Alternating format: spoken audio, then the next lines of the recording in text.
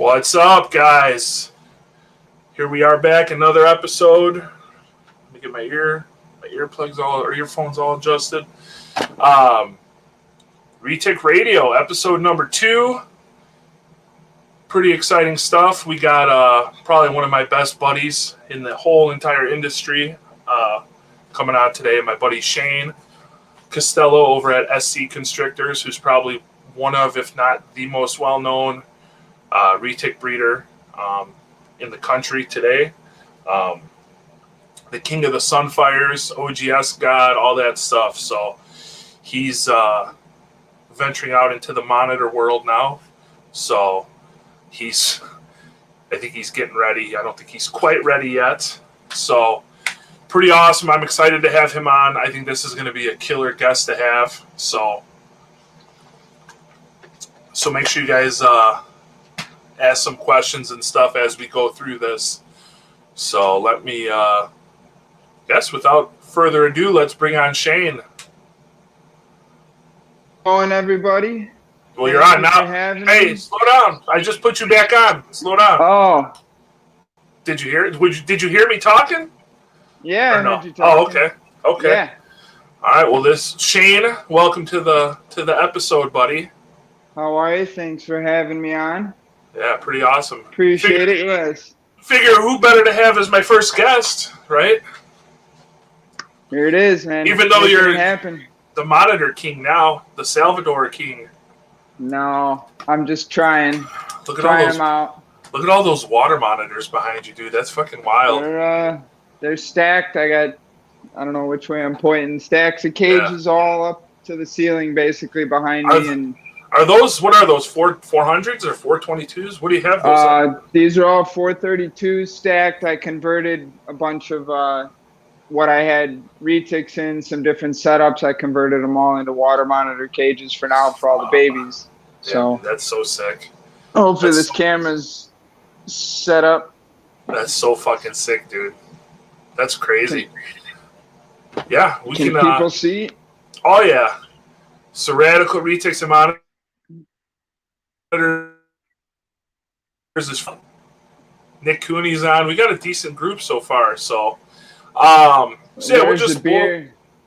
Here, everybody. You got a beer right now? No, there it is. Sparkling water, because I'm training for a big race, so no beer. Holy shit. Water. I'm exhausted. I had a busy day today. Yeah. It's saying my connection's not the best. Oh well, we're gonna make the best of it. So. Yeah, that's weird. It was working good earlier. So. Well, so we're just gonna bullshit a little bit. So what? I know me and you've been friends a long time. So, but how did you get started into reptiles? What was that catalyst to kind of, I guess, your whole reptile keeping? As a kid, I had, the pretty basic fish tank that I think most kid ends up getting, ended up getting a tadpole at one point and didn't really even have any idea what it was. It was actually put into a bag of goldfish that I ended up buying for the tank by accident. And oh shit! And it turned into a frog, and I lowered the water in the tank and put a rock in there and a floating log in there, and then had a frog. Yeah. I don't know what age I was. I was like, had to have been 4 or 5. And you bought these at a pet store? Yeah, right? Just a local pet store that, walked in there, as many times as I could. Never really was like a toy fanatic, so it was always animals, and it was always, I was young, all I could get really was fish. So I started with that, and then I've got pictures of my mom bringing home a garter snake she caught at her work, outside her work, and I had to have been 6 years old. 6 or 7. Yeah. I have the picture somewhere. I'll have to post it up Is later. That the one? I think I've seen that one of you were holding it or something. You were little. You were super little. I've got a garter snake. I'm in like a full camouflage pajamas. And, and I remember that same tank that I had fish in. I remember I drained it out like drained it out, put a snake in it, and that was kind of it. From there, it was anytime I had a birthday, Christmas, I was like buy me another fish tank and a lizard. But I had green anoles, I had iguanas, all the basic stuff. Like different tree frogs, whatever the basic pet store could carry. And I was old enough to walk by it on my way home from school and see it. I was like, that's the next thing. That's the next thing. So, all of that was, of course, done not professionally, just kind of just as a pet, just for fun. And I never really realized it would kind of progress so much as it has, and probably. I think that's everybody, like, I mean, I know that's how my parents were. I mean, growing up, it was, catching all the local snakes and turtles and frogs. And, it's a phase. He's going to grow out of it. And then you get one, like, exotic pet snake, a ball python or whatever. Okay, he's going to get out of it. And it just snowballs and snowballs. And then it's where we're at now, Yeah, I remember I have permission slips still, like, signed permission slips from my mom that I saved that was like, I give my kid permission to buy a corn snake from this pet store, like I walked to the pet store. I was like 12 or something. I don't even know, just enough to like be able to get to the store, buy it. But it just progressed. Everything progressed. There was, so one of Sean Childers' buddies, I for the love of me, I can't remember his name. He worked at, I think Aquatic Designs, it was called. Where was that at? That was in. I've heard of that before. Like by Harlem and Irving. Okay. I can't remember his last name to save my life. This was so long ago. I think I was like 13 or 14, and I had finally worked my way up to getting a Burmese python, and. I went there, I paid like full price for it at the time, like $400 or some crazy amount at that point for just a normal Burmese python. And everything from that point kind of progressed forward, like quick. And did you say how old you were roughly? When you got that berm? I mean, I was like, I had to have been 14. Driving yet? Okay. So I was, I was with my wife, who's my wife now. We were together since we were 15, and when we were 15, I had already had it. So I had to have been 14. That's crazy, man. So yeah, but that was kind of like when it first really started taking off. From, I guess you could call it 2002, maybe. Mm-hmm. High school. Year-wise, high school, all through high school. And then once I was old enough to move out, get my own place, like everybody else, then it, took off huge. So. Yeah, that whole moving out on your own really like opens the doors, Yeah, I mean, once it's your own place. Yeah, I mean, it was, like I was lucky. My parents, dude, were super, super supportive. I mean, shit, I was living at my parents' and I had alligators and I had retics and I had berms and I had monitors and the whole basement was filled with the old school aquariums with with the heat lamps and all that bullshit and the hot rocks. It's crazy. Hot rocks. It's a totally different world when you get out on your own though. Yeah. Like when you get your own place, it's like game on, man. You can buy whatever the hell you want. You look at every little corner of your place like, oh, what can I put here? What can I put here? Yeah, so. I never, once I got my own place, I'll never forget the conversation. Like, I'm throwing out the kitchen table and we're putting a stack of cages in the kitchen. And that was the only place I could keep them at that point, where I was with what I was doing. So it was either do whatever it takes to have them or don't have them. So right. That's what I had to do. So we did it. That's crazy, man. Well, so we kind of talked about what you kept growing up. So what was that transition period that got you into your first retic? Like, what made you want to get a retic, and when was that? So, like, very early, like early 2009, I think was our trip to Travis's, our first trip, when I got the first female Sunfire posset, and she was a 2009. So like, I had already had my 2007 Purple Tiger. That was like the original Purple Tiger, the first big one. When I committed to buy, like I'm getting into Retics, like. So that was the first very Retic heavy. you bought? Well, no, I had gotten a pair of 2000s from Jay. Had albino stuff, right? Yeah, had albinos. They were 2000s and 2001s, and that was like my first. Like I bought subadults. I wanted to get kind of going with it, and I bought pair of normals that were het albino at the time, and I bought a tiger that was a het albino. That's some big money back then. Those were big money. It was crazy, but I had a situation. 2004, I had lost my parents early on. Yeah. I couldn't keep the snakes anymore.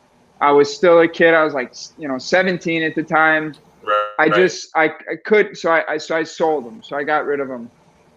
And then 2007, so 2007, 2008 is when I got like my first true, this is it, I'm buying these and they're never leaving. So from that point forward that was it. I had my Purple Tiger to start. I remember we went to Travis's. I got a Sunfire hat. But you had more stuff. You had more stuff than that, because when I first met you, you already had the Purple Tiger. You had, what'd you have? You had the Sunfire. Did you have a Sunfire or a Sun Tiger that was posset? I remember going to your house the first time and you had stacks of vision cages in your kitchen. That was in the kitchen. That was when Purple Tiger, the Sunfire hat.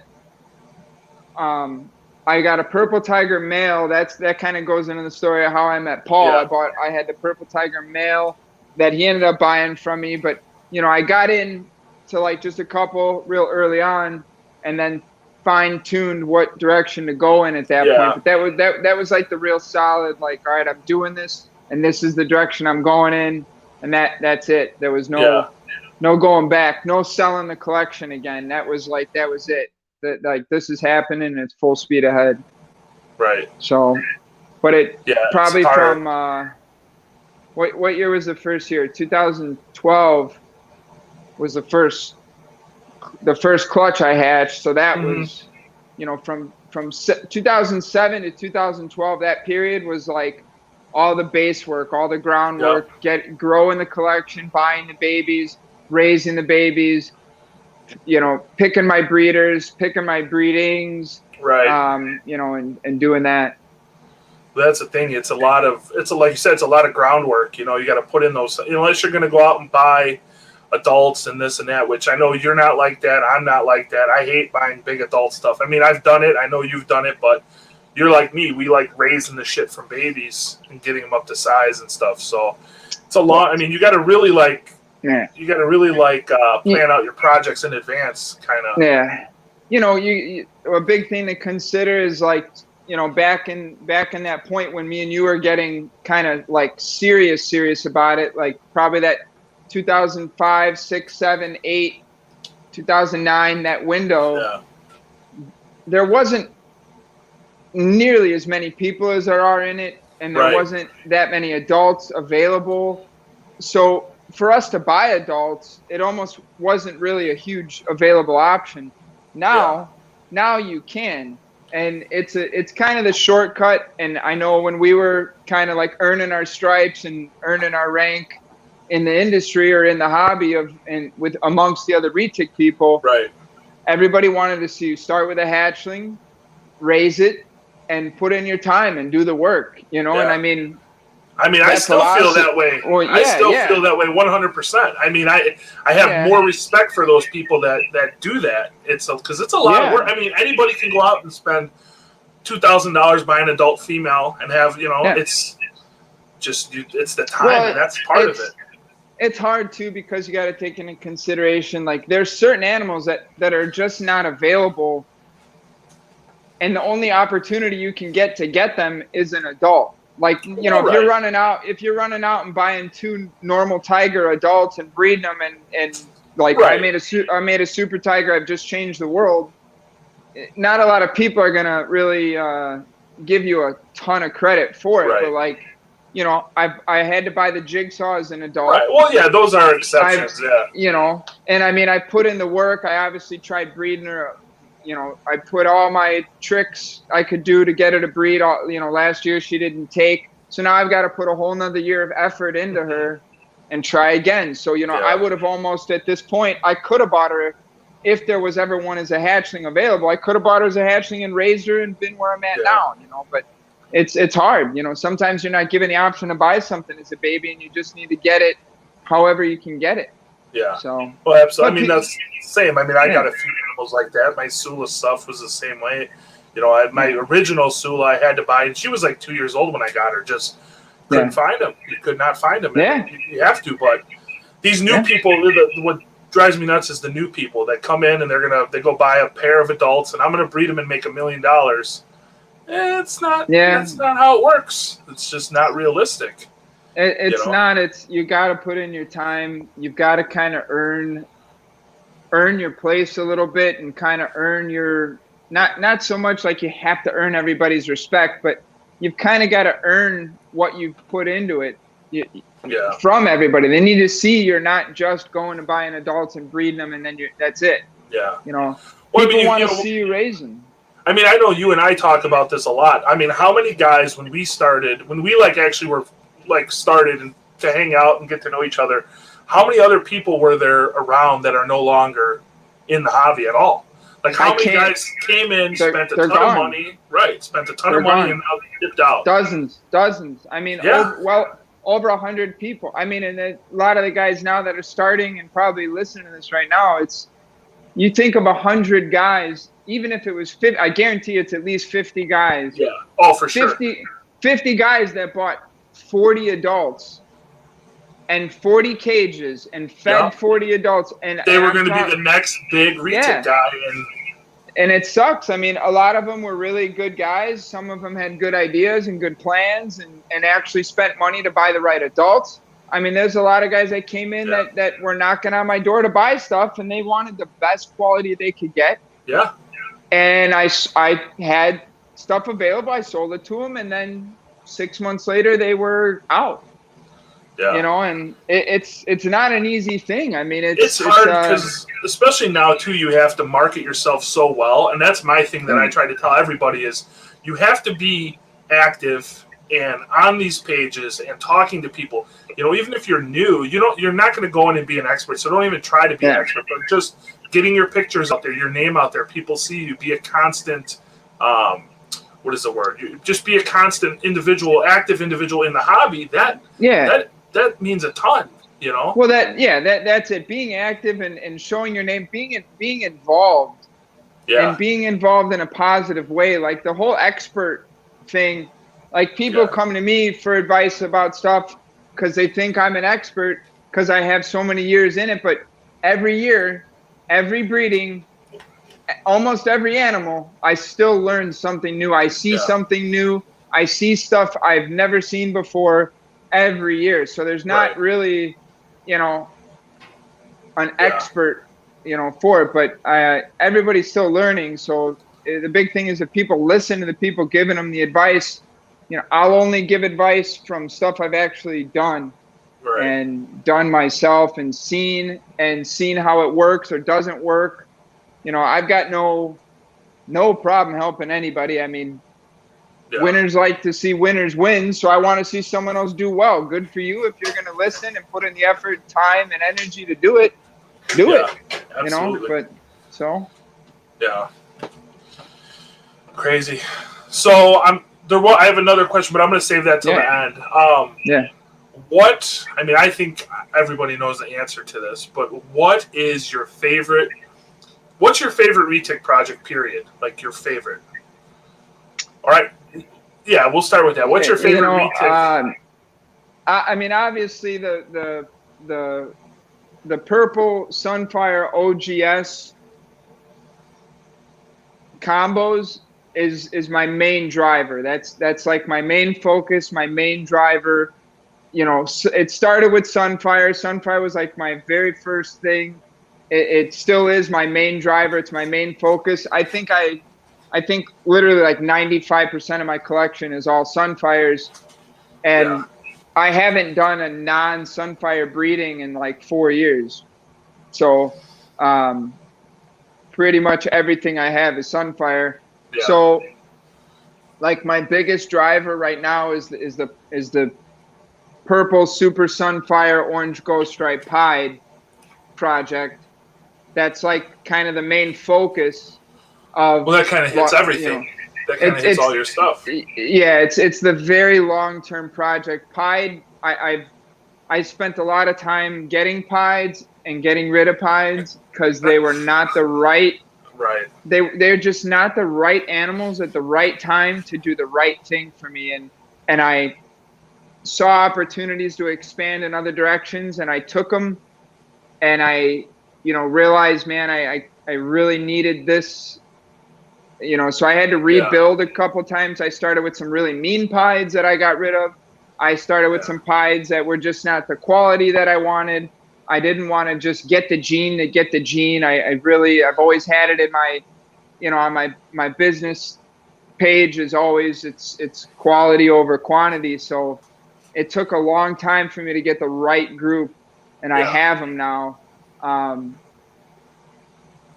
Like my purple OGS project with Sunfire to kind of target getting these snakes to look more red and orange and bright. You know, that's like my main driver, and getting that into pied kind of just is like the peak of the program. Yeah.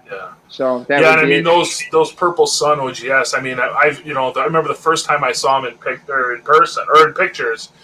I was like, "There's no fucking way that they look like that. There's no way." And then I remember coming to your house not long after you posted them. I think they probably were 6 months old, or maybe I don't even think they were a year old. And I saw them in person, and they're fucking identical to pictures, which is crazy. Yeah. I mean, a lot of people are like, man, that's fake. They don't look like that in real life. And I've done, you know, no flash, with flash, outdoor pictures, indoor pictures on white backgrounds, black background, gray background, whatever way I could get a good picture of them. I post them in all different settings. I can't read a lot of those. Grant is throwing you some love. Yeah, I know you're on your phone.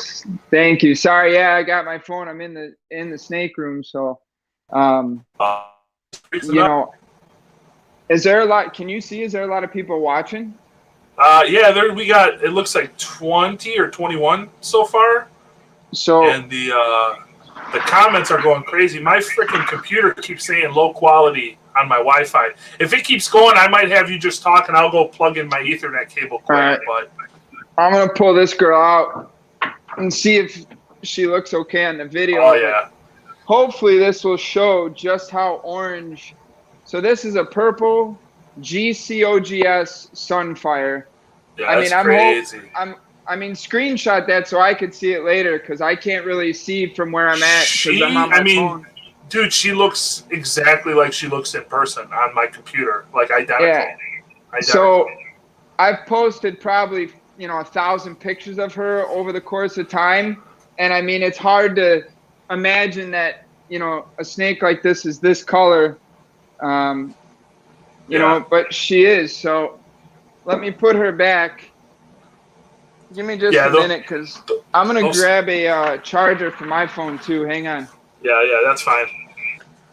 Pretty awesome snakes. Pretty awesome. Yeah, that's crazy. Like I said, when I went to Shane's house and I saw those snakes in person, I could not believe that they looked exactly how they look in pictures. Like there's no editing. I mean, they're that red. It's fucking wild. It's pretty neat to go. Snakes, but yeah, pretty neat stuff. You know, he's killing it with the OGS, purple OGS stuff.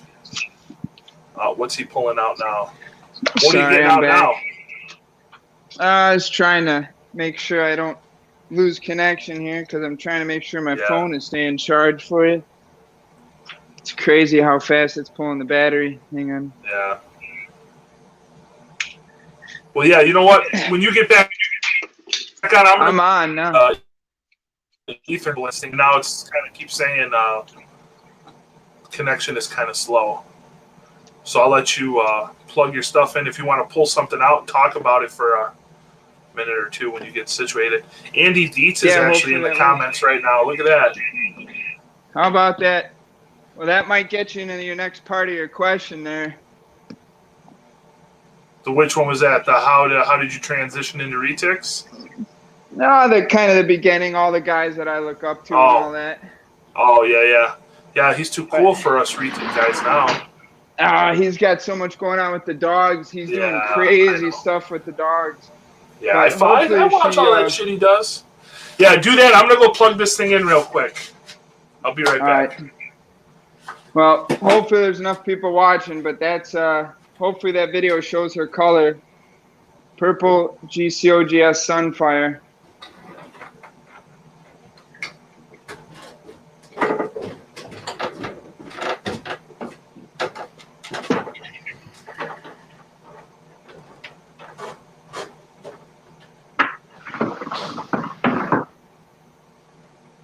Man, Jake's gonna kill me when my phone dies.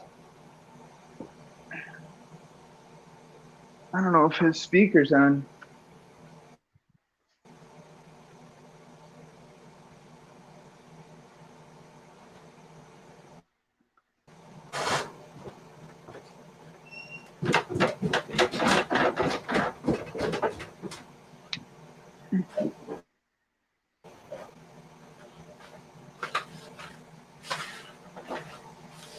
Can you hear me? Yeah, much better now that that's plugged in. All right. So yeah, I got mine hardwired. I got mine all hardwired in, but it's telling me it's not going to make it too long. So we'll see.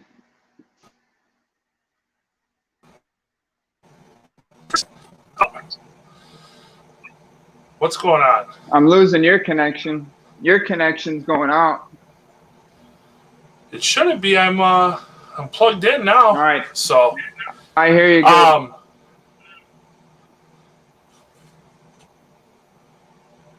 I'm trying to read some of these. Man, you got all your locals. Patty's on. Whoa. Joanna, your wife's on. Dominic says you're so awesome. Oh God. That's awesome. There you go. That's pretty sweet. Yeah, I got all the support in the world, man. Everybody, all the close family and everybody is as supportive as it can get, you know. I mean, you know that. I mean, you're here all the time, so you see them. I mean, we started with, you know, just a small little collection, and she's let me grow it pretty big, and she's been cool the whole way through. Like I said, we threw out our kitchen table at one point to keep them, so she's always been good with the animals. Yeah. Well, it definitely helps, I think, when you finally start to make a little money on them, you know, too. It's definitely, like, I think it's harder, at least for my wife. It's definitely a little harder. I'm going to spin these around because I got them on wrong. Yeah. There we go. You know, you just, endless money you're dumping into these things with feeding and, you know, time and all this, but to finally make some money back on them is definitely changes outlook on them, you know, for sure. You know, she heard that story from me for a long time, like, oh, you know, I'm buying another one, buying another one. And I'm always like, oh, I'll be able to replenish a little bit, and the hobby will pay for itself, and hopefully I'll make a little money selling babies and doing shows. And there was a lot of years of that before, obviously before I started actually like producing stuff to sell and actually finally starting to earn a little bit back and really actually see the collection pay for itself and all that. So, but she's always believed in me, and, you know, here we are, you know, I've got, I mean, a solid 20 years probably in Retics now, like, substantially going through it. So, it's working out. Well, we're veterans at this point, you know. I mean, that kind of goes back to what you said in the beginning. Like a lot of the guys we saw, like even a lot of the guys that kind of got us kind of going, they're gone. I mean, or they're not gone. They just kind of stopped doing it. Yeah, they're doing. They're kind of they're not doing the snake stuff. I mean, I don't know. I mean, there's a handful of guys. I mean, there's guys that I know that have been involved. They say they've been keeping snakes forever, but I don't ever remember a lot of these guys from any of the nerd forums or Bob Clark forums or constrictors. I don't remember any of those guys. And that's kind of how I associate them. Like that's how I met Reed, Travis. That's how me and you met. I mean, we're off the boards. We'd always see each other post. And I mean, we met on there. Same thing with like, you had said Andy was on here. Andy, me and Andy were like, chat back and forth on these old cold-blooded forums and the old nerd forums, the old Bob Clark forums, like talking like 1999, 1998, 2000, 2001, like forever ago. Yeah. And same thing with you, like chit chat, all the back and forth, and then hey, I'm gonna be at this reptile show. If you're gonna be there, I might as well say hi since we're doing the same thing. So, I mean, it's crazy to think how much history is actually there. Yeah, definitely. Yeah, it just blows my mind though the amount of guys that are like just out, just done. The guys that you would think were, I mean, like you said, I remember going to Travis's. Remember that? And he had his stuff in a building outside, which was like, dude, that's still goals to me. I still want a big building. Yeah, he had. He literally was like on the top, man. He was doing it right. He had his own facility. He had a good name for himself. He did a ton of different breedings. He was on the top of the mountain. Yeah, I mean, him and Jason, dude, were like just killing it. Yeah. They didn't always make a ton of. They didn't have a ton of clutches. I mean, they had a lot, but not like but still, some breeders. But every clutch was just perfect. Just quality animals. It's I reached out to Travis.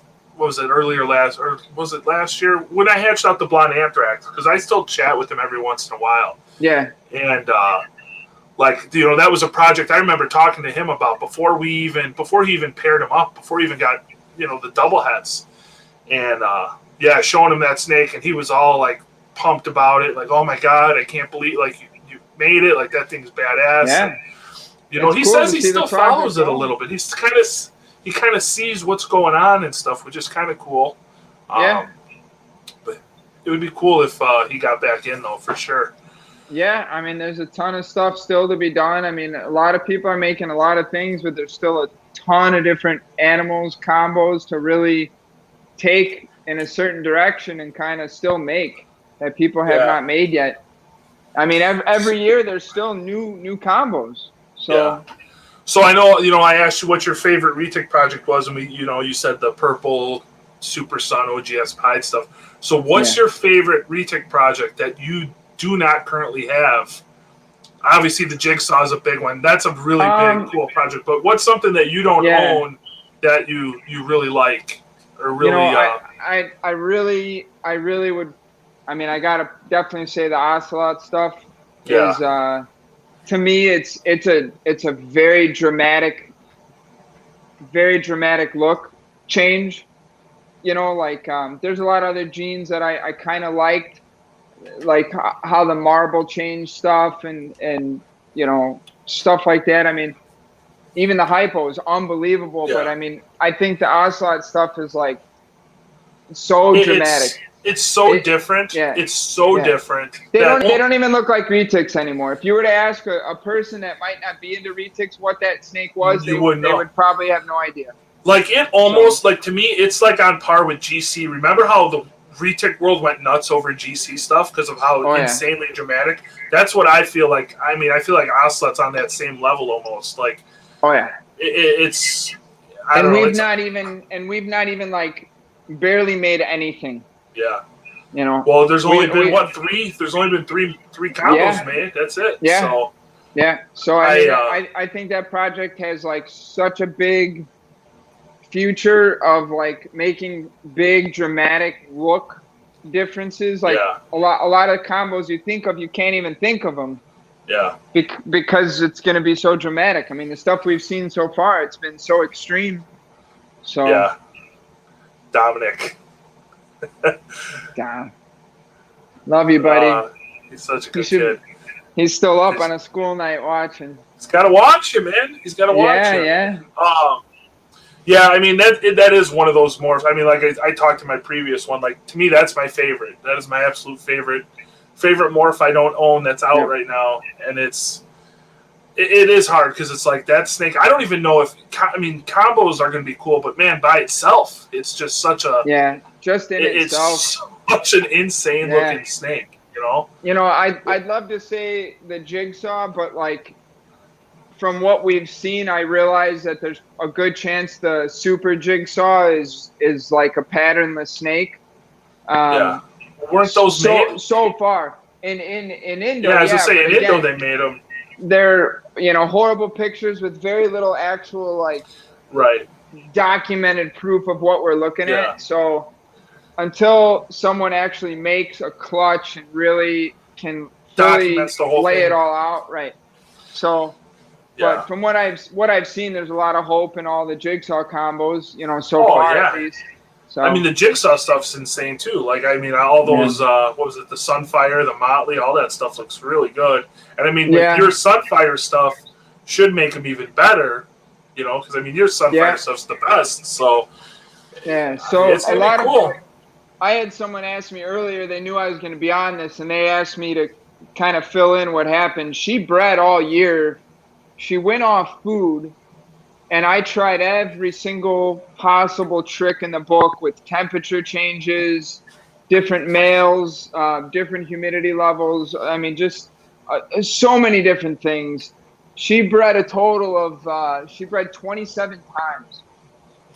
And she was off food the whole time. I've got pictures of her inverted. I've got pictures of her swollen. I've got pictures of her building and massive scale separation, and she bred and bred and bred and bred. I tried multiple proven males. I tried. Did you ever see her ovulate though? You said or no? No, never. So she finally the males stopped having interest in her, and then she finally went back on food. So, I mean, I tried it all. I did my best, but at least she's alive and well and doing good. So hopefully this fall, and I'm going to designate and kind of only use the purple OGS Sun Tiger, and that's it. Just so I know I can get really strong. You know what it's going to be. You know what you're going to. Yeah. If I had hit everything jigsaw, in it. Right. If I hatch one jigsaw, at the very minimal, it'll be double het purple OGS. Yeah. I mean, you can't really go wrong with that pairing at all. Right. OGS jigsaw could be really cool. I think. Yeah, I mean, everything we've seen mixed with OGS so far has been, awesome. I mean, I worked my ass off to make the first Sunfire OGS and Sun Tiger OGS. I put all my breeding efforts into that project, and they just look good in all these other combos. So hopefully it'll do the same with Jigsaw. I mean, Jigsaw is dark, but I mean it fires up really good. So we'll have to see, but I'm hopeful. So and eventually, anyways, it's all gonna go. At least my plans is to get it all into purple or orange glow. So it's gonna look good. Yeah. So those are the favorites. So what I know the answer to this, I would think. What is your least favorite? Least favorite Retic project, Gene? Like what is your least favorite? I mean titanium without a doubt is probably the most underwhelming thing. I mean, I've never been a fan of it. The whole Citron thing that makes them look really good, makes the heads look really good. That would be great if the super wasn't, or the visual wasn't just a patternless snake. Right. You know, and I really don't care for platinum. Yeah. I respect it. I respect all the guys that put a ton of work into it. The supers of it are I think are my biggest problem, because anything I breed, I won't do a breeding unless I know I'd keep something. Right. And if I'm gonna keep it, I'm gonna want to breed it, and I'm you not don't want gonna to make all platinums. Right, and I want to keep the best. Typically, that's kind of like any person's breeding strategy is keep the best and sell the rest. Right, absolutely. I mean, it makes the most sense for anybody. So if I have a bunch of really nice platinums and I breed them and I make an ivory or an ultra or the Lucy, I'm not even going to get into the Lucy stuff, but even if I'm making ultras or ivories, there's not a big enough difference in them all to make me want to keep 20 of those. Right. So I don't want all my clutches to be half of white snakes. Right. So and all the guys that are making them, awesome. That's someone's whole focus. Do it. You're doing awesome. It's the same with titanium. Like, that's my least favorite, but there's a lot of guys that put a lot of work into them, you know? Right. Someone just made I think a Moschino titanium tiger. It looks awesome, but it's just not my thing. I see a guy making all these different paradox titanium things or whatever exactly they are. They're awesome. They all look awesome. It's just not a project I want to put my time and effort into. And also, if someone else is that deep into it and they're doing that well with it, I don't want to have to try to compete with that. Yeah. It's just not, when we went to Jay's, there was a lot of titaniums I was kind of meh over. Like, there was a few that were really good looking snakes with some size. Well, but we saw the first purple titaniums there when they were killer. They were one of the coolest snakes in that whole building. But he also had the platy. I think it was a platy sun or whatever that had like the little dashes on the side that was like fluorescent yellow. That was cool. Yeah. It wouldn't be something I would make or work with, but it was a really cool looking snake. Yeah. But it's those real brown ones that patternless that are kind of like, what do you do with them? So, and everybody goes back and they're like, oh, but you like GC, but you don't like titanium. Golden Child's in a whole different league, a whole different look. After going to Nerd and seeing all the GC stuff, it's in its own world. That's so it's not comparable for me to say that. So no, I agree with you on that 100%. I wouldn't want my whole collection to be a Golden Child overrun collection, but I kept a lot of really nice Golden Child stuff over the years. So GCOGS is like one of those iconic snakes. I feel like that was one of my goal animals to own myself. Yeah, Nerd and Kevin and Andy put those on the map and made. They were the holy grail of all retics, and they still kind of really are. OGS has been like the highest and longest standing like pinnacle animal for so long. Forever. It seems like it's forever, Do you think that could be because of some of the work you did? Well, no, because I feel like OGS wasn't like super well known for the most part until like you started making some crazy stuff. Like Kevin and Andy were killing it too, though. They were making killer stuff. But I think when you put your flair on it and your marketing of your SCConstrictors on it, I think really helped. Honestly, you've been there too. It's kind of a challenge to really get some of those type of animals from Nerd. That's why it was really nice to be as close as I was with Andy, and I was fortunate enough to get Orange Ghost Stripes, but he kind of I wanted a male in the beginning, but he kind of like made me start with a female as a hatchling and kind of made me earn my way into it. Not just like, here's a male, breed it to whatever you got and blah, blah, blah. Make a ton of heads and all this. Right. Yeah. he was like, no, man, here's a female. You'll start with just a single gene female, and he made me earn my place in it. Yeah. That's why, like, a lot of people, I think, were happy for me when I made the first OGS Sunfires and Sun Tigers and the purple and the combos, because it was, I put years, 4, 5, 6 generations. Like, this year will be my 7th generation in orange ghost stripe and like the purple orange ghost stripe lineage. Combos, I can track it back 7 generations, and it's not all males. I didn't hatch a male, raise it a year, breed it, hatch a male. I got females, eggs hatching.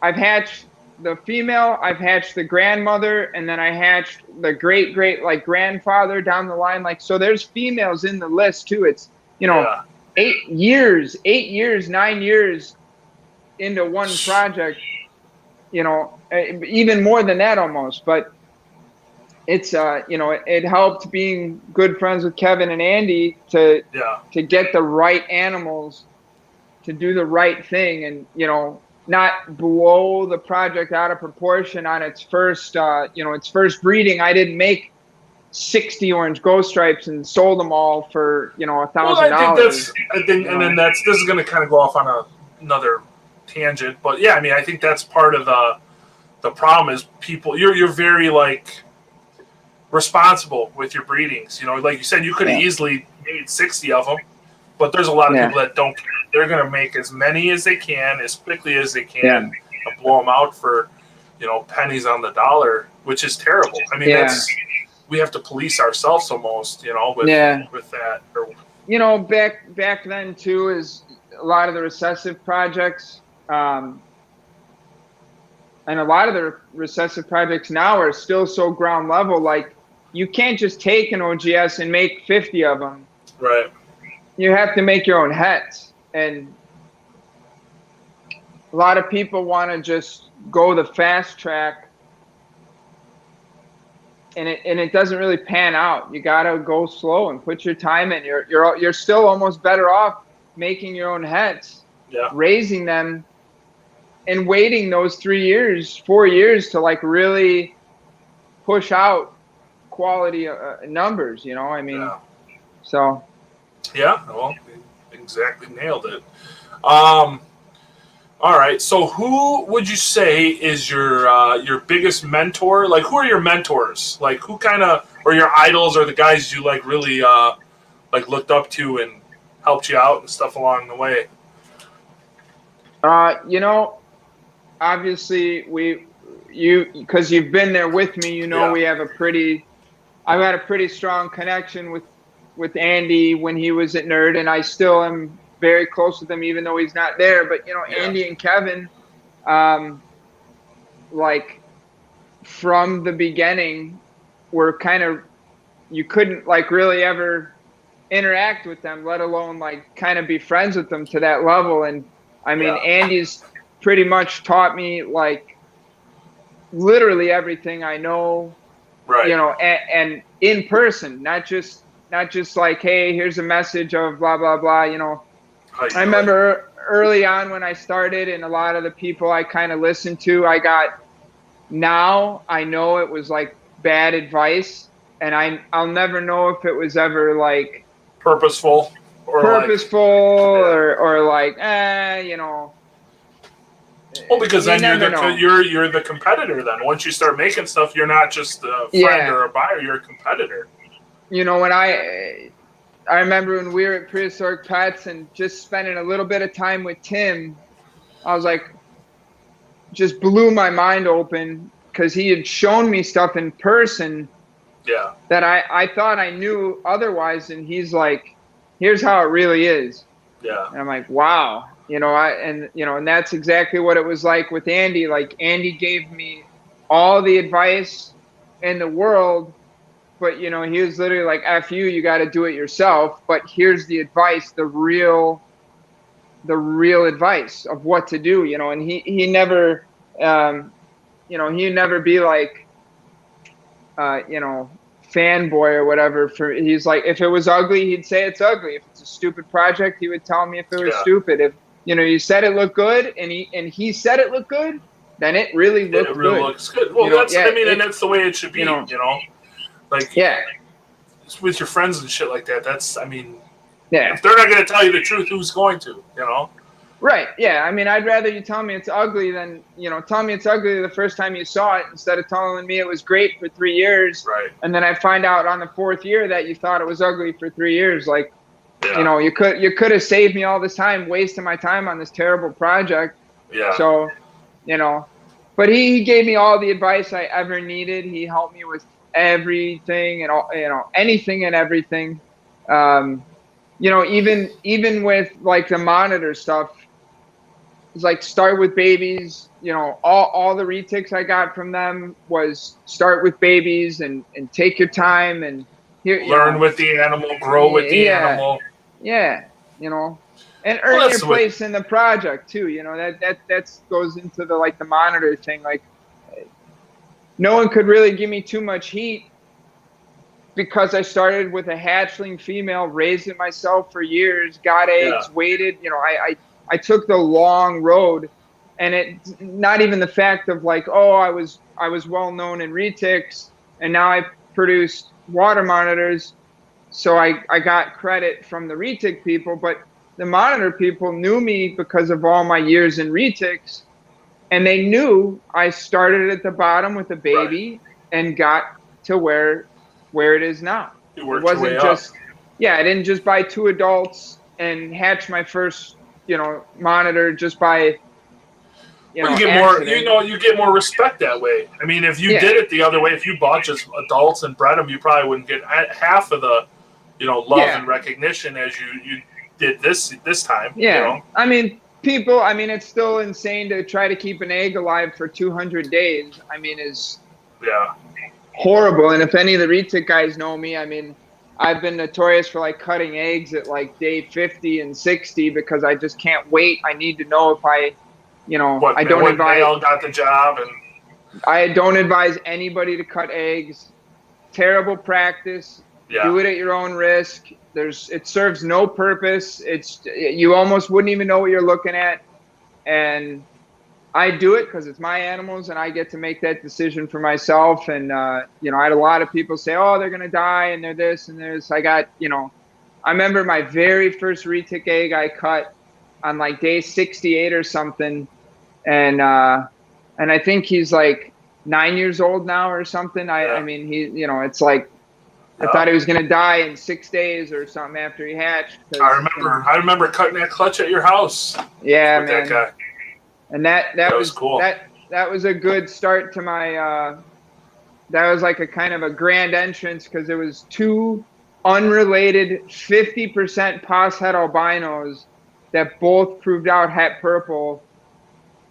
And but we all knew that those were going to prove out. I mean, looking at those, there's always that chance, but looking back at those animals, how would they have not proved?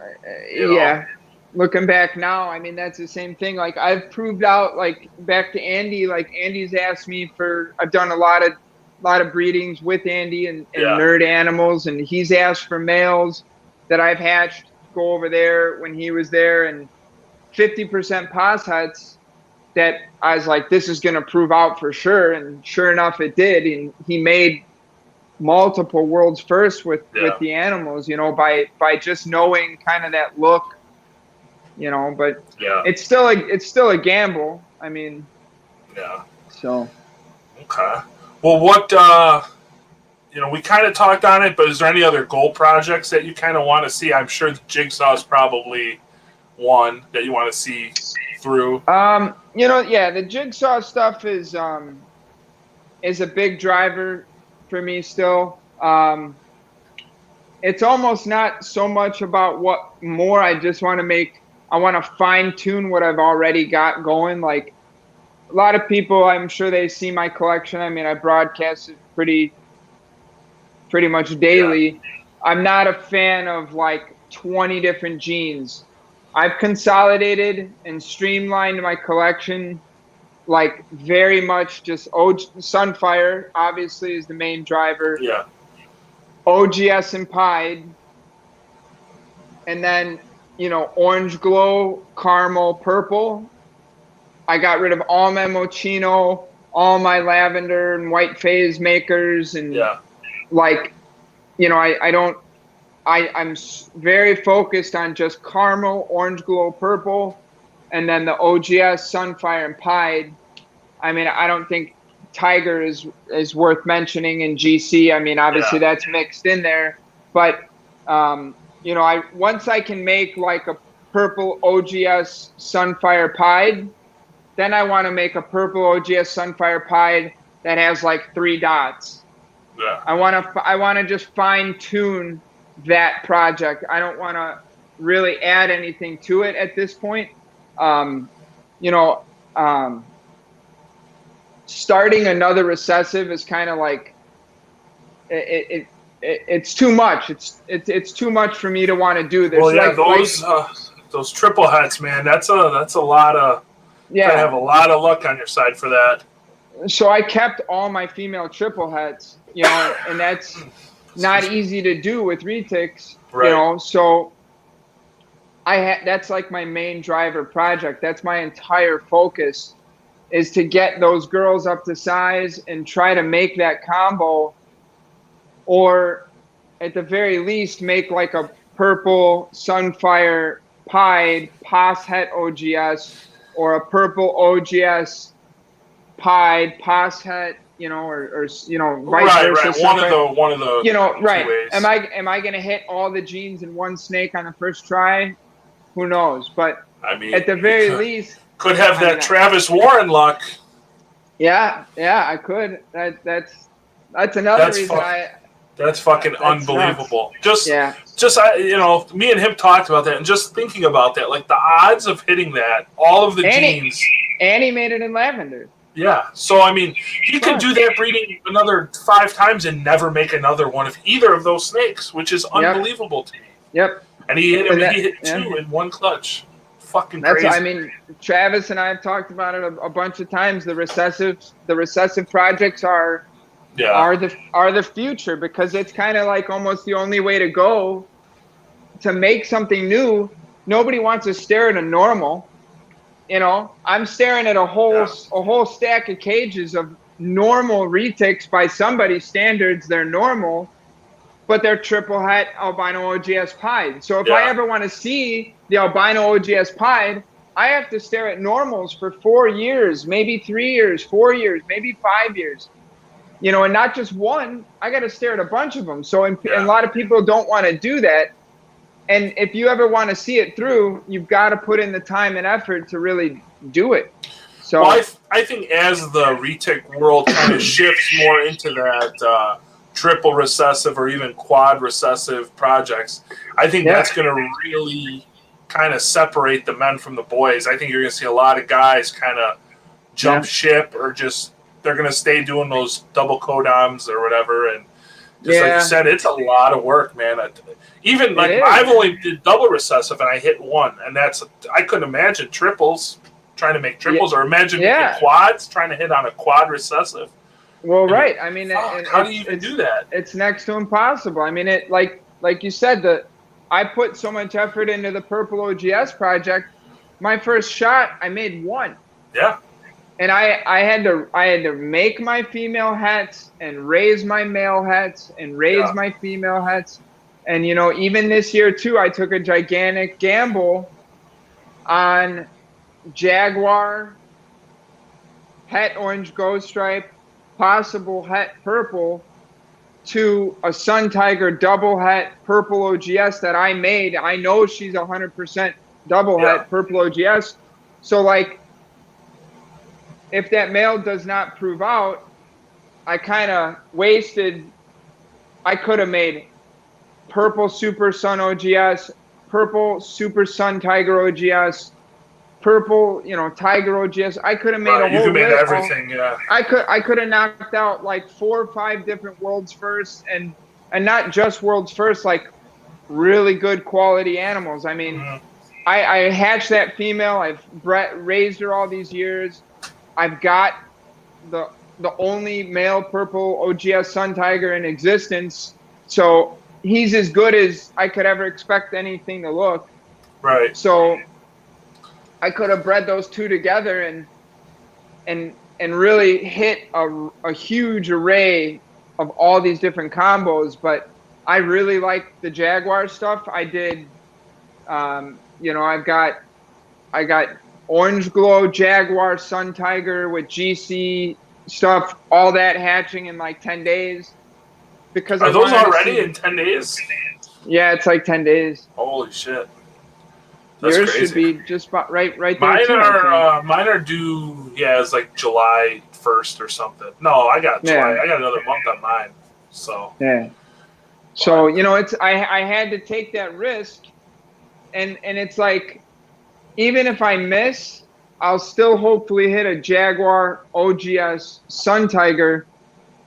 That will still be a world's first. And a lot of guys, oh, all you're doing is chasing world's first. Well, if you don't have a target or a goal, or at least a plan, then why are you doing it? I mean, I'm not doing that breeding so I can make a normal or a tiger. Yeah. I'm doing it. Yeah, I hate that. I hate that. I mean, all he cares about is the world's first. Who cares? Who cares? Right. That's what I want to make with those animals. Right. Why is that a big deal? Why does it matter? I'm not breeding them because I'm like trying to repopulate the wild with a bunch of normals. I'm trying to make a very, very specific animal. Yeah.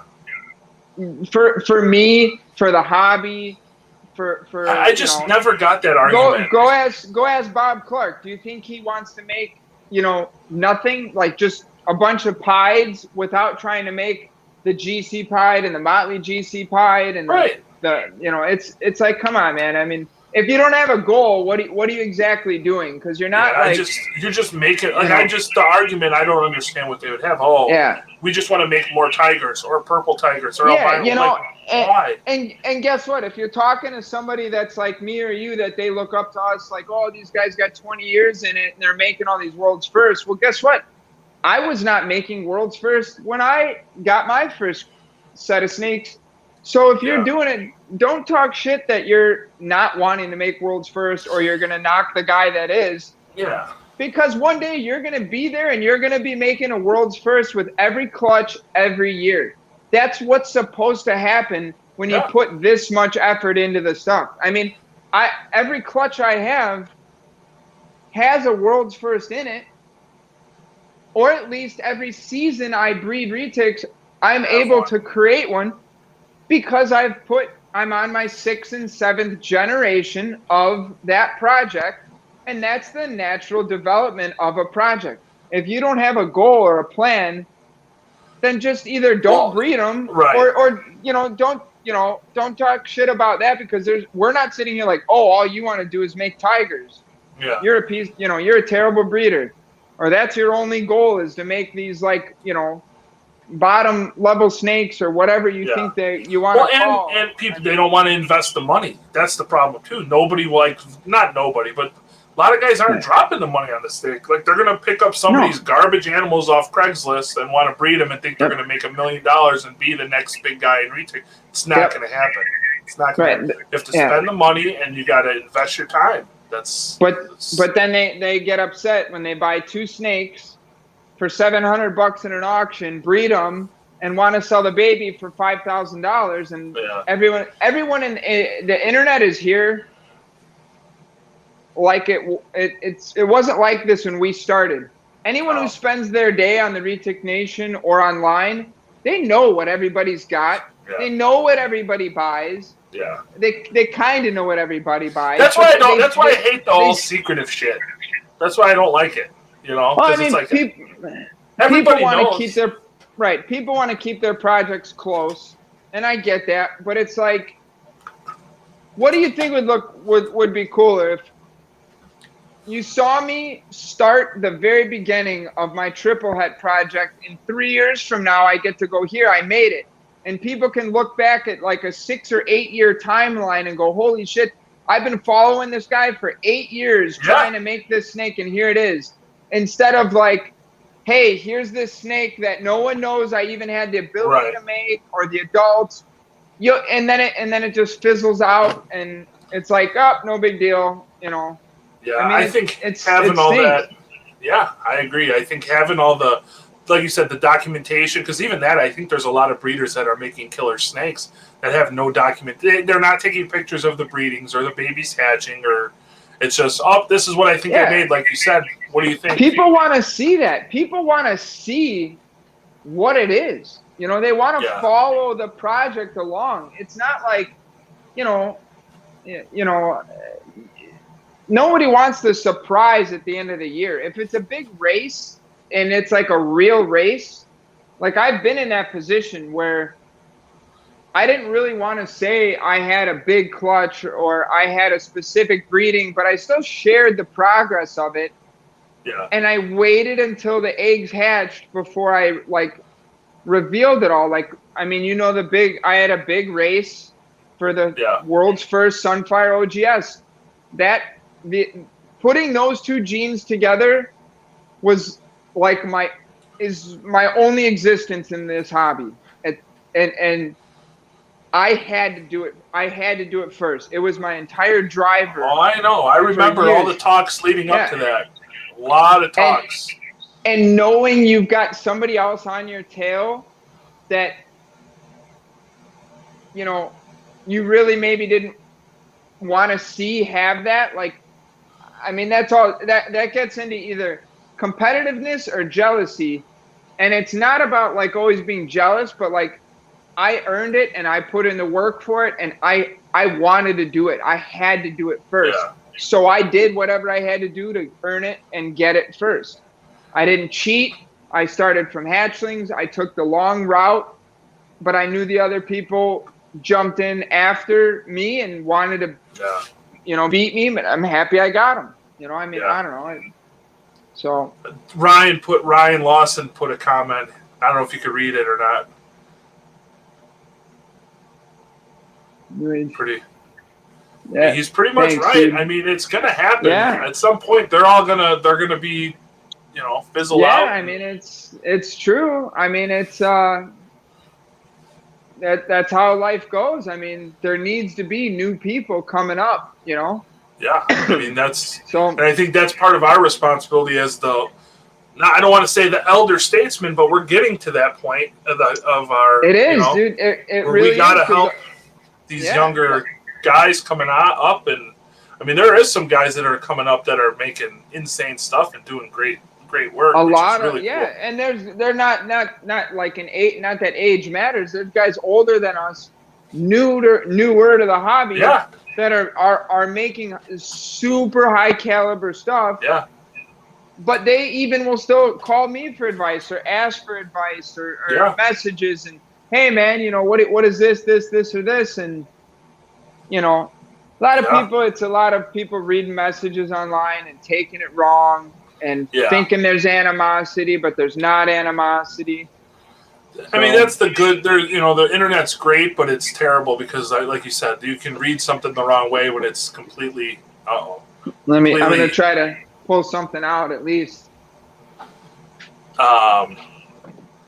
Terry Robertson says he's been looking up to us since he got in 10 years ago.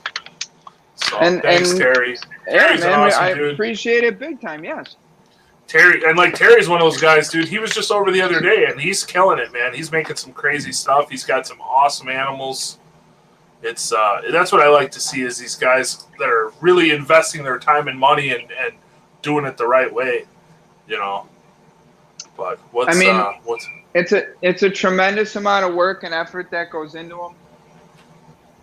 So it's hard to get. I show the pictures off. I mentioned it earlier. Yeah, that's crazy. I hope this shows just how red this snake actually is. And that's like the whole focus for Purple Orange Ghost Stripe project is to actually not make them purple. It's to make them red. Yeah. If you own an orange ghost stripe or you've ever seen an orange ghost stripe in person, they're not black. They don't have black scales. They have tan scales and khaki colored scales and brown scales. And you know, when you make those scales albino, they turn orange, or in this case, they turn red. So, I mean, I hope this shows up good in the camera. Right there looks good. Like But in your left hand, yeah, that looks awesome. But it's like a lipstick outline of red. And I think another layer of Sunfire on this. And obviously, Sal's got Jaguar in it, and it's doing the same thing. It's phenomenal. So that was my big reasoning for trying to get Jaguar in there as early as I could. Yeah. So even if I miss on the purple albinos this year, I'll still make a Jaguar OGS Sun that's going to be 50% Posset purple. I want to see that in Orange Glow Sun OGS. That's going to be pretty unbelievable. Yeah, I mean, that'll be the way to go, is to get Orange Glow and Caramel. All the really dark stuff in there is going to be really good.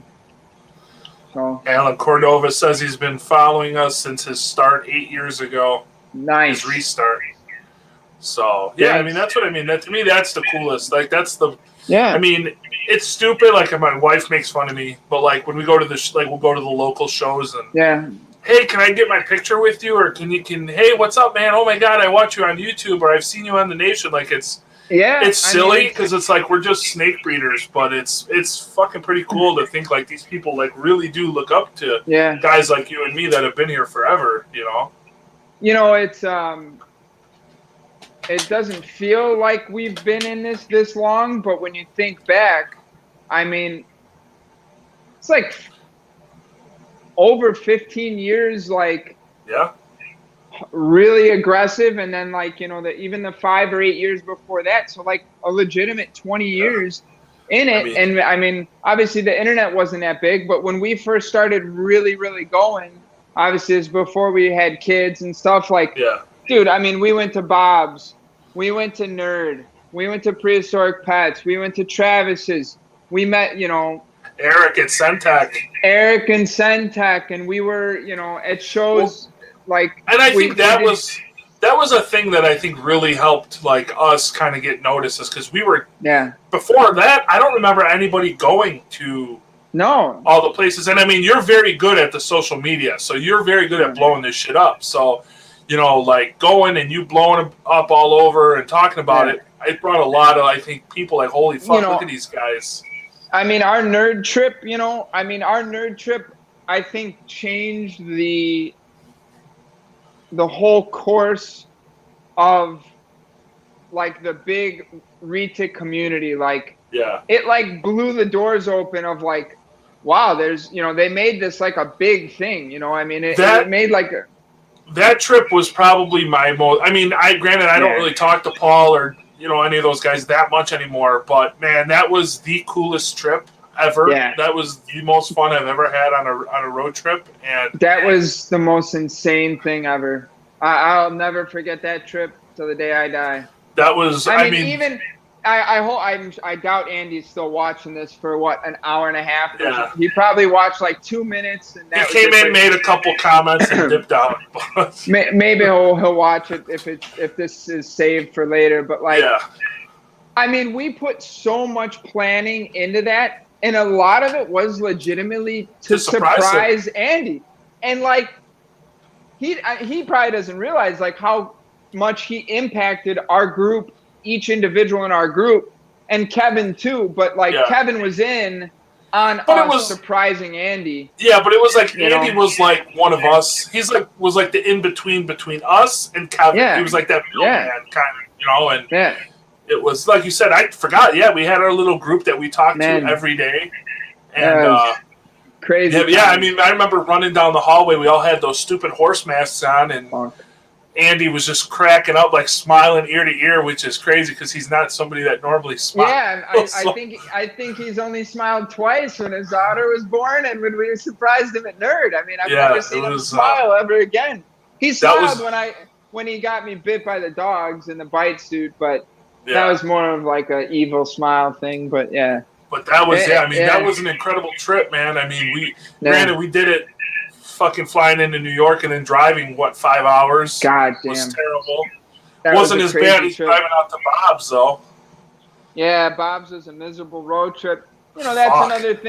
another thing too. Like, you know, Chris came in very aggressively into Retics and kind of went really big. Oh, And dude, he went huge. And dude, I mean, me and you were literally like in it with him. Not with him, but like, I mean, we did his show every year with him. I mean, I helped him at Tinley for a bunch of years, and like I was right there with him. Well, yeah. You know, along the way. It sucks that he kind of got out of it. I mean, he went on to bigger, better things, but like we were a part of a lot of. Like, but I remember, I remember him calling me at work, and like he was talking to me, and this was like before he even.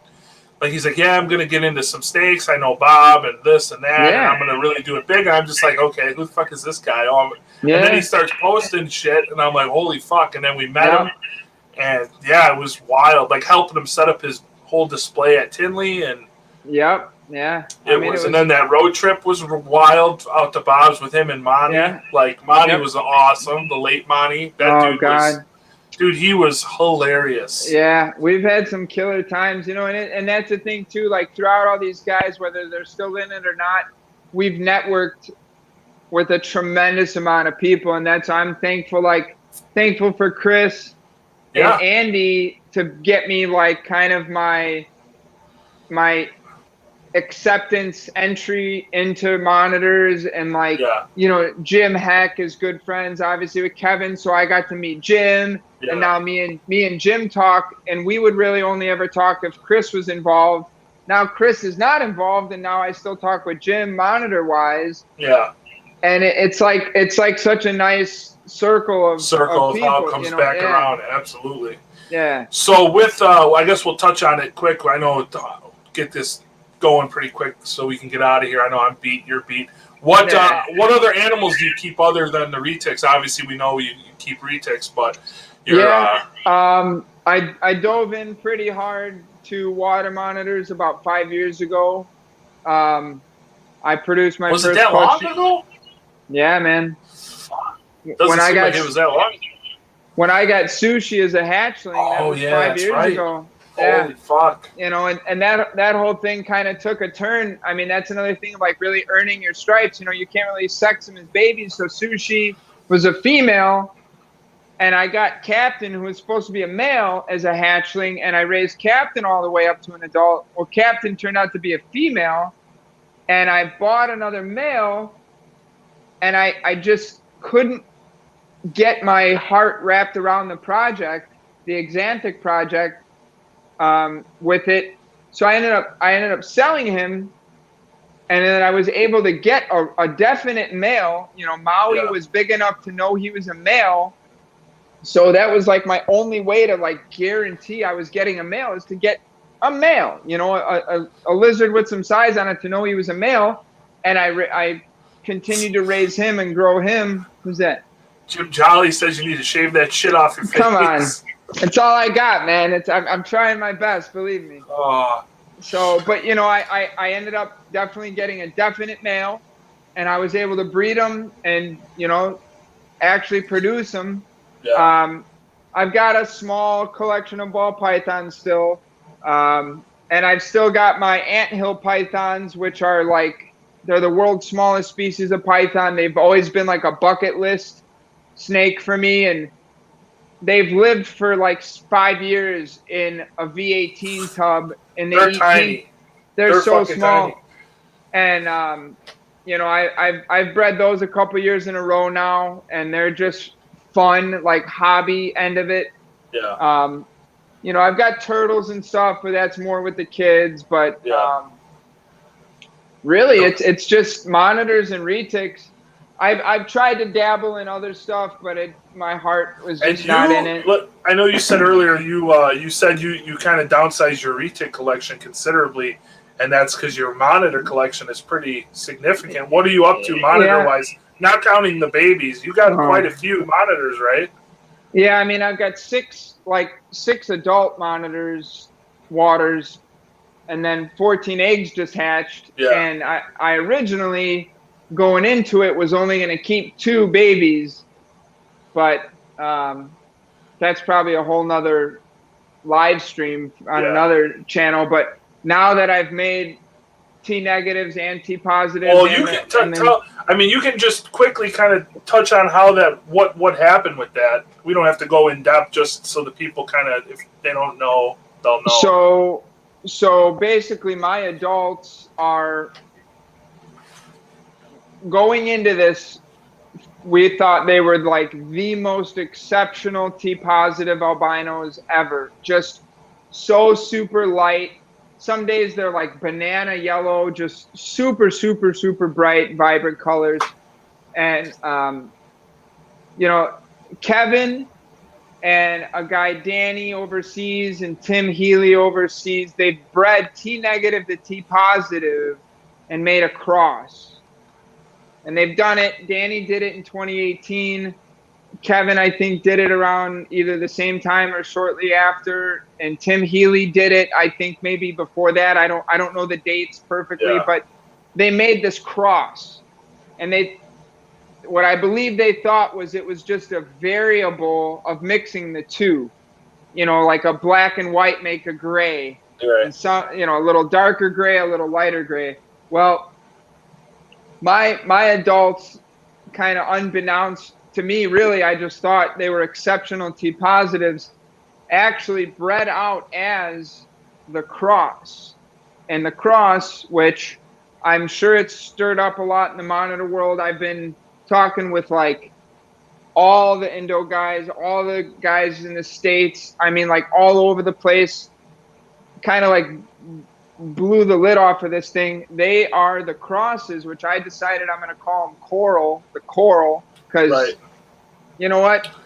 People name shit every day, which and is they've done nothing.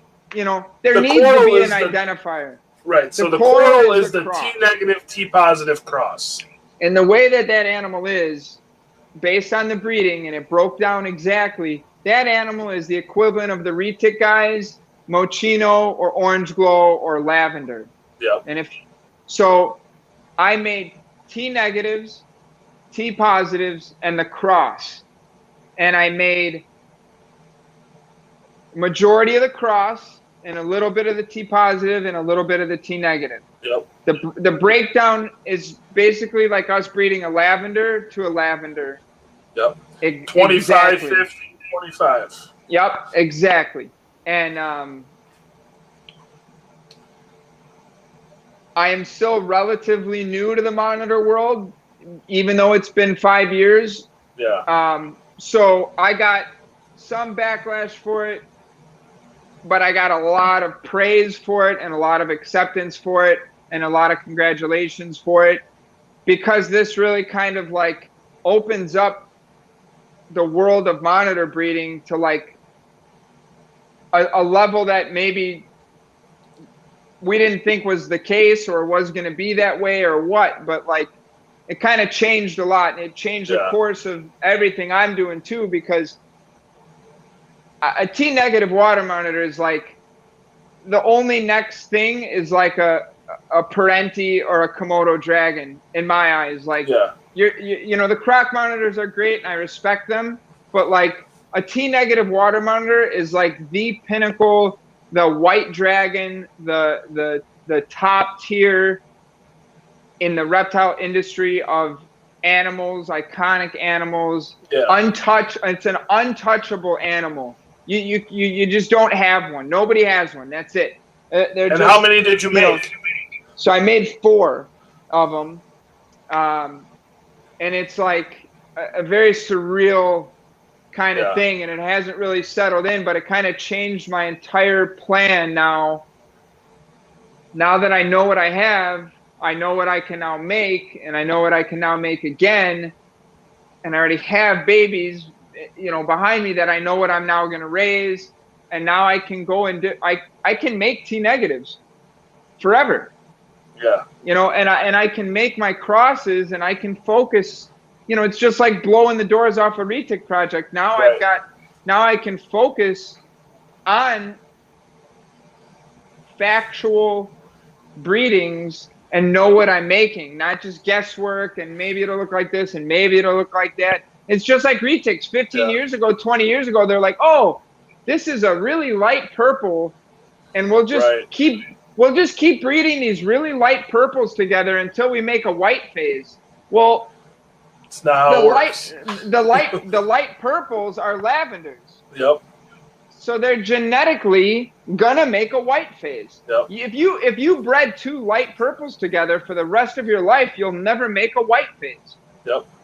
But if you eventually work your way, you understand it. Most people are. Well, I think that's the problem I think that's why it's so huge is that, like you said, like me and you talked about this weeks as these lizards were hatching. We talked how many times, and times.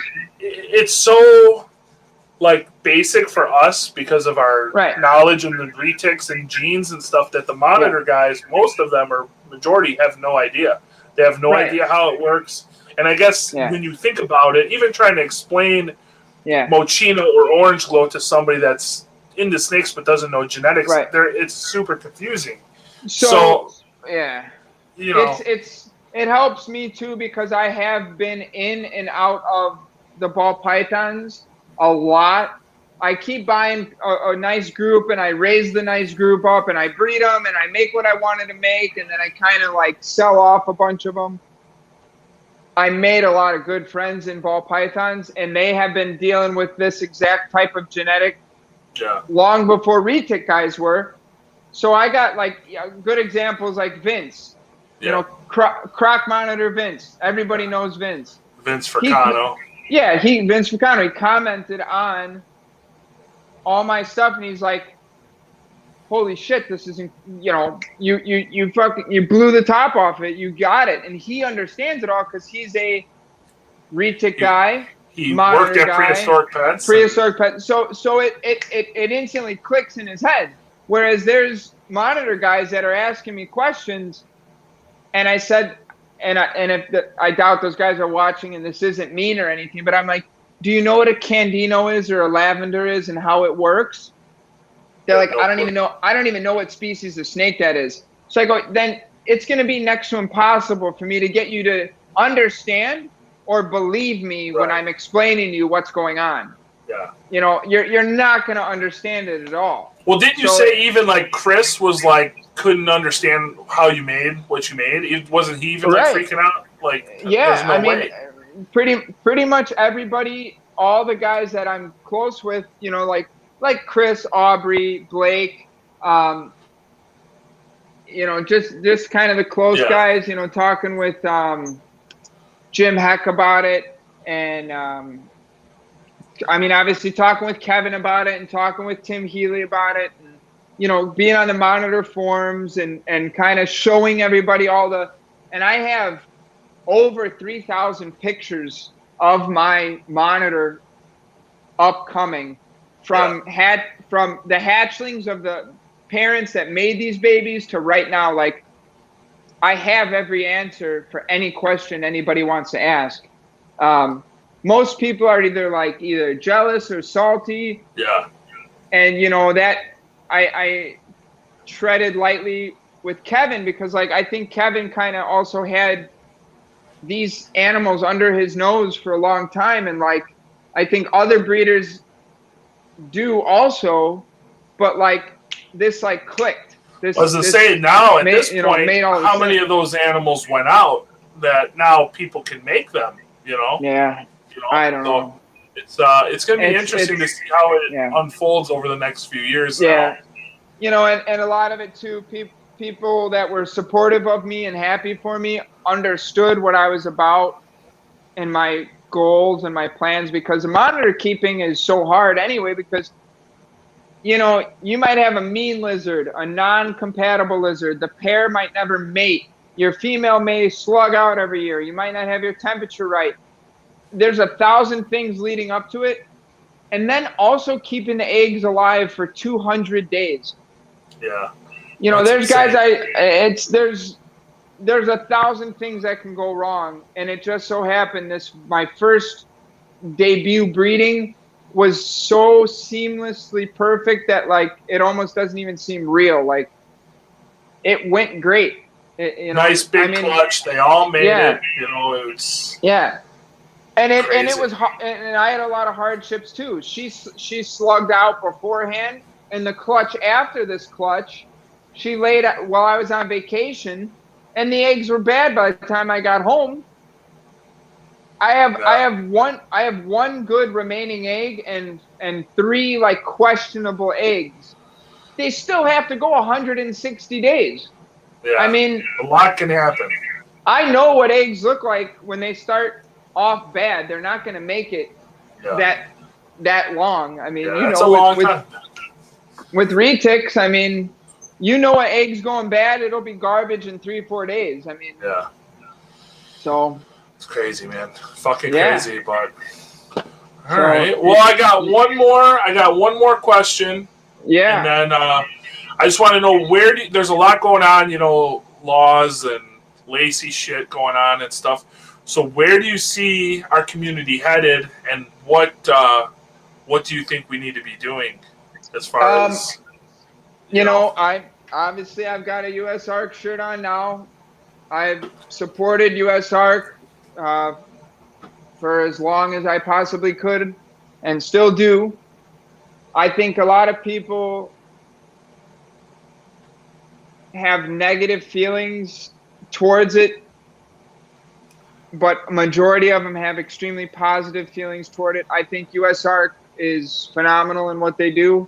I think if you're in the reptile industry at any level, you should do your part in trying to help, you know, keep us alive, keep us going, and keep the fight going. You know, stay up on your own laws and your own regulations and what's going on in your state, and try to do your part to fight it. Some people, you know, unfortunately are thinking you're like bragging when you're saying you're donating to US Arc. I don't think anybody's doing it to brag. I think it's a good thing. And if you're doing it to get some recognition, there's people I know that may be doing it to do that. They're doing it for a good cause. I mean, it's like a select. There's nobody else. There's nobody else fighting for us. There's nobody else to back. And until somebody comes up with a better option, this is what we have. And I think Phil's a great guy. I think Phil's awesome. Phil does a lot of this shit himself too. Like, that's the thing. Phil don't have a huge staff, and we need him, and we need US Arc. So we need support, and it's a shame that there's people that are still maybe not willing to support them. Yeah. If you have reptiles, I mean, what is the other option? Just not caring, you know? Well, that's the thing. I don't understand what is better. There's nothing better, you know? Like, is there some things they could have done differently?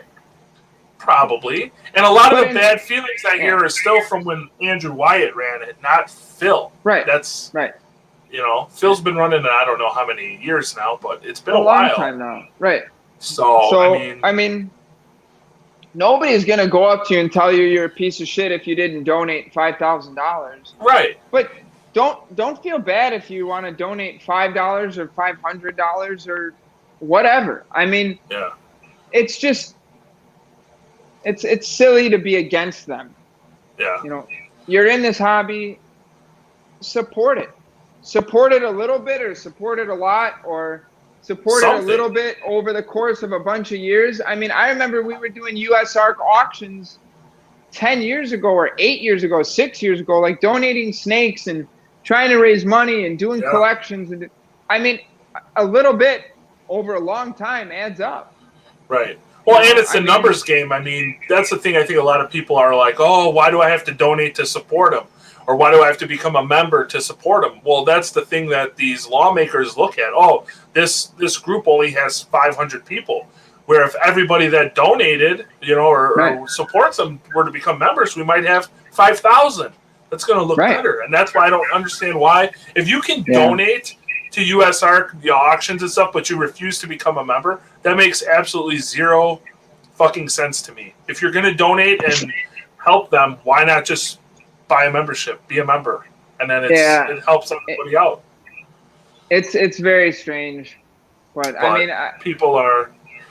If you're part of the hobby, you should try to support the hobby. Yeah. I mean, that's as simple as it gets. I mean, you know, and I think for me and you being big snake guys, you know, we're kind of at we're kind of the ones that are going to get shit on, really. Yeah. But it's, you know, like, I don't necessarily agree that venomous should be kept by most people, but I still would support U.S. Ark in their fight for, you know, like, what was that, South Carolina? Or there? Yeah. I mean, because if they take venomous, it's going to be big snakes, it's going to be monitors, then it's going to be ball pythons and geckos, and yeah, it's going to snowball. They don't want just one thing and then they're going to stop. They're going to try to get every single species of everything. It's going to the point where they're going to say we don't even want people to have dogs and cats anymore. Like, it's going to be nuts. You start giving up your control and your rights and your start giving it up. They'll just keep taking and taking and taking and taking and taking. Yeah, it's going to be scary, man. It's definitely scary to think what's going to happen here in the next. Well, I mean, think about it. If they put a ban on ball pythons, we'd have the support from 1 million people. Well, and that's the thing. Like, I mean, we need all these big names. I mean, I don't know who supports and who doesn't, but, like, you know, we need the Justin Kabelkas and the Miguels and the Bob Vu's and all these big ball python guys to really help us out, and because it's not going to stop with us, you know. So I mean, once they get some of the snakes eliminated, they're going to go, what snakes are left? Let's eliminate those next. You're going to start seeing ball pythons being found in Florida or in, you know, states, and it's just going to be bad news. Or, like I said, the monitors. I mean, that's going to be, I'm sure after the big constrictors, they're going to come for the monitors. You know, they're already going for tegus and stuff. So, I mean, it's fucking scary. But, so, all right, man. Well, hey, we'll let you go. We're at 1:36, so we went a little over than what I thought. So, that's crazy. I was nervous. We wouldn't hit an hour. No, I knew we would. I knew we would. I mean, I know there's a lot more that we can talk about. Maybe we'll get you on again for sure one of these days for a second round. So you can get on your thing and have people put a request if there's any, like, real specific topics. We could do another video like that. Yeah, I'm gonna go through my interview questions, and there's some other stuff I want to add and change. I just kind of used what I was using previously, so but I definitely want to edit that a little more. So cool. Yeah, well, I appreciate you coming on, man, being my first guest. So super pumped. This is awesome, and nobody better to have on. Cool. Watch this channel grow and watch this whole thing grow, and hopefully make it a repetitive thing, man. And that's the plan. I don't want to do it every week, but if I could bring somebody on every month or every other week, and I want to bring even the smaller guys, the guys that are up and coming, I think would be cool to help get them some exposure. And I wish we had something like this when we were starting, you know. And oh God, would have changed everything. Yeah, right. It would have been different. Yeah. So, but. Very cool. All right, buddy. Well, I'm going to let you get out of here. I appreciate it. I will talk to you later or something, and I'll hit you up tomorrow. So, all right. Thanks. All right, buddy. Have a good later. Night. You too. Later. All right, guys. So there we go. That was my buddy Shane over at SCConstrictors. Awesome video.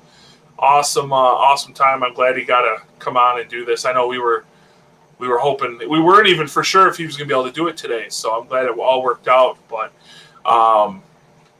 let me know what you guys think in the comments below. I think this is on Facebook and on YouTube. So hit the comment bar. Let me know what you guys thought of this episode. I'm working on the next guest as we speak. So should be a good one coming up next. If there's anything specific you guys would like me to ask, I know there was a lot of people dropping questions and stuff. I just kind of we were in the flow, and I didn't want to disturb Shane from his talk. So anything specific you want to know, hit me up, drop me a line, and we'll get that going. So, all right, guys, hope you have a good rest of your weekend.